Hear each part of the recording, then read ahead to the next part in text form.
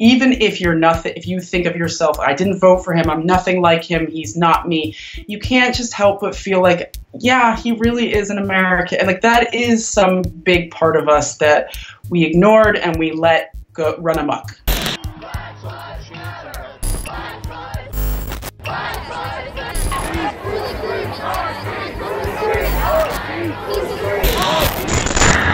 My name is Suzy Hansen. I am the author of Notes on a Foreign Country, and I am a journalist and writer living in Istanbul. I kind of wanted to show that I think that a lot of foreigners aren't as surprised by the rise of someone like Trump, that they see very clearly a number of continuities between someone like Trump and American history. At this hour, American and coalition forces are in the early stages of military operations to disarm Iraq, to free its people, and to defend the world from grave danger.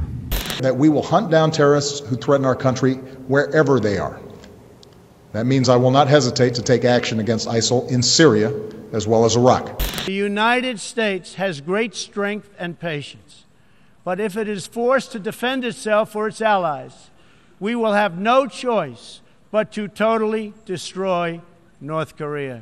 One of the things that concerned me, and the reason why I wrote my book, and that concerned me in this article, was that Americans don't tend to know that America is seen as almost two Americas. There's the America at home, which has some things to be admired. You know, it's sort of its history of democracy and possibly over time development of human rights, even for formerly oppressed minorities.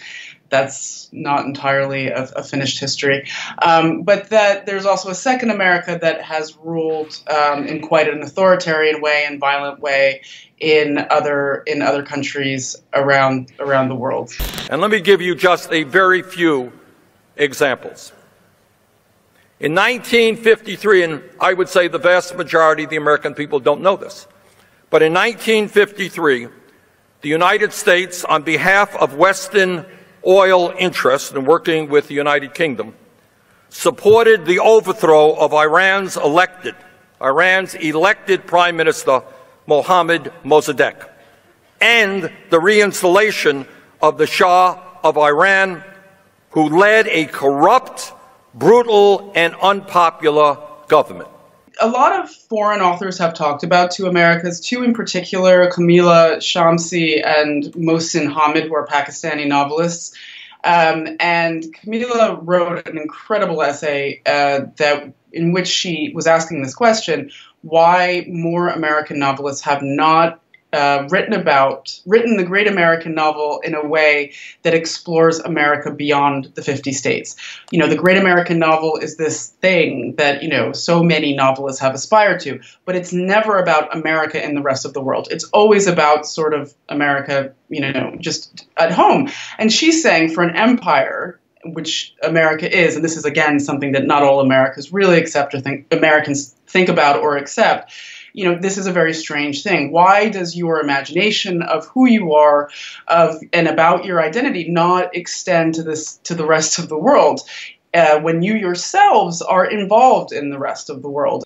Americans are taught about themselves that makes it difficult for them to understand the rest of the world. And what I mean by that is because we are constantly told that we are the most modern country, that everybody kind of wants to be like us, you tend to look down on foreign countries. And I think this is incredibly an unconscious thing. And people with the best intentions, which is something you always hear Americans say about themselves, and even lefties and liberals, et cetera, you tend to still think that because America is superior, everyone is trying to catch up with you. And that really distorts the way that you look at a foreign country. The question each of you will face is not whether America will lead, but how we will lead. Here's my bottom line. America must always lead on the world stage. If we don't, no one else will. I don't know if it's really honestly fixable to be, I mean, because I think that if you have a group of people who are so desperately attached to this idea of themselves as the best, both in moral ways and in ways of power. It's a very difficult thing to detach yourself from, but I think it is incumbent upon the elites, especially those in Washington at universities, to do so.